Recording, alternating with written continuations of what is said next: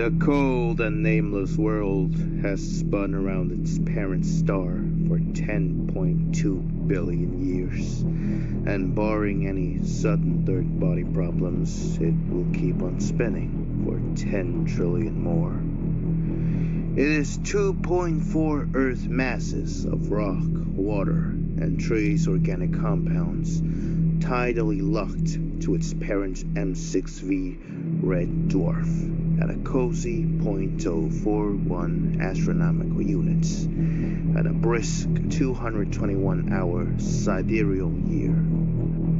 It is just warm enough from a combination of tidal stress, radiant heat, and atmospheric insulation to reduce the sunward pole to a thick layer of half-melted slush suspended atop a sterile subglacial ocean. It will never be named. It will never even be discovered. Those few species with the good fortune to dodge the great filter long enough to come into possession of space telescopes will, by accident of time and positioning, never manage to detect its parent star. Not even the Tarzan II coalition at the height of its strength gave it a string of numbers in a database. No one will ever know that this planet exists. Nobody will come here. Here at the sunward pole, time is unsteady. The entropic death march of one moment to the next continues. But tomorrow never comes. It is only ever today, and yesterday never was.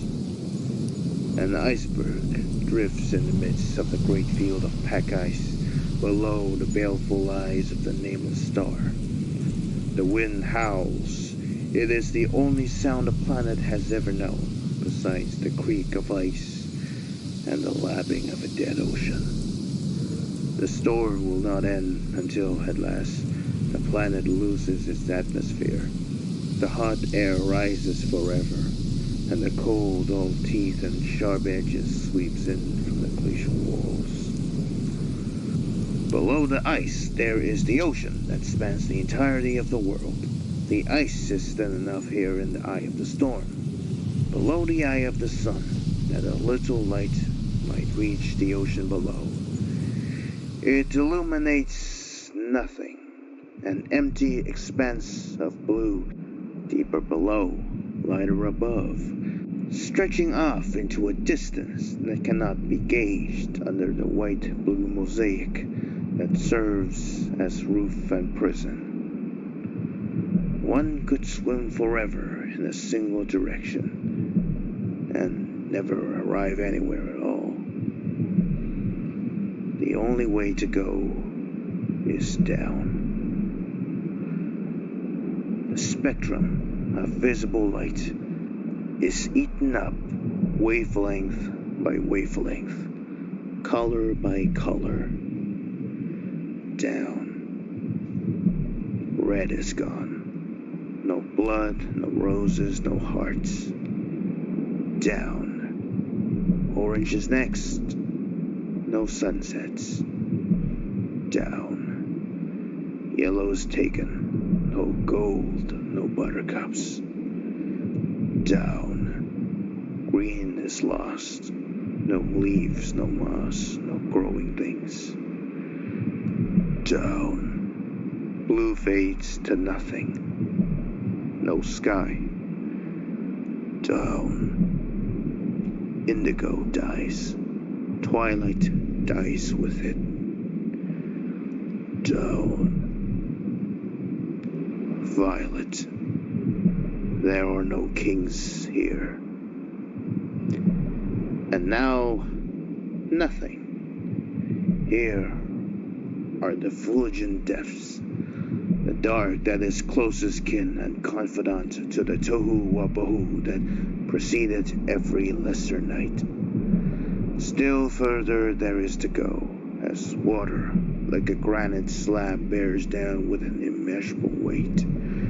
There is nothing above, or beside, or below. There is no means of measurement, no means of division of the whole. There is only down. There is only deeper. For 32 miles. Until there is no going further.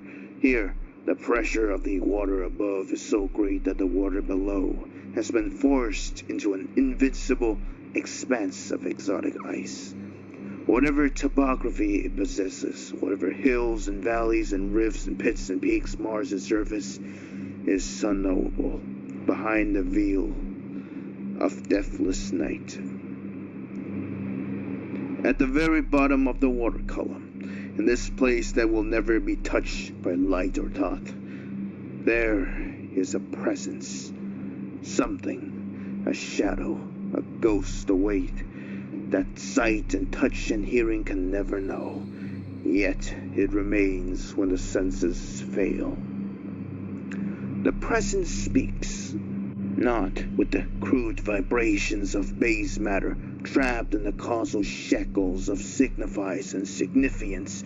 It speaks with a continuous cut, a litany of wounds, a howling that carves itself in deep and jagged ruts on the soul.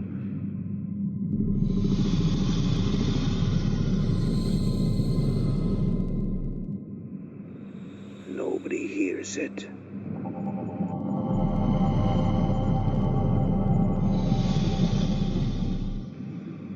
Nobody is listening.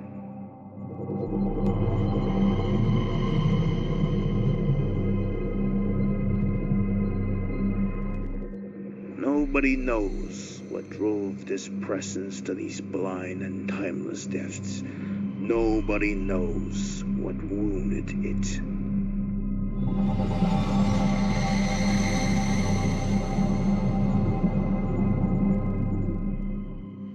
Nobody recognizes the presence for it once was, for what it still is. Nobody knows of the strength and beauty and dignity it possessed when it was whole, and nobody recognizes that it possesses them still, that in the shadow there is the shape of the caster, and in the ghost the image of life.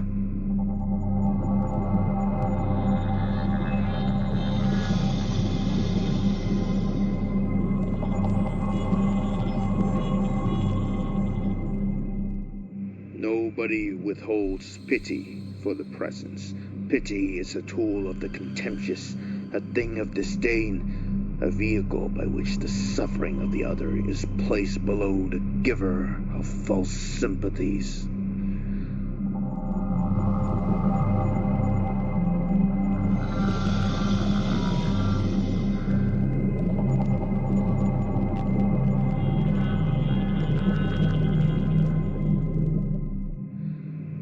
Nobody is moved by compassion.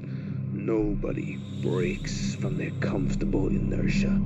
This is wrong. All of this is wrong, and nobody is doing anything about it. Nobody bows to the only true queen the world has ever known. The presence howls into the dark.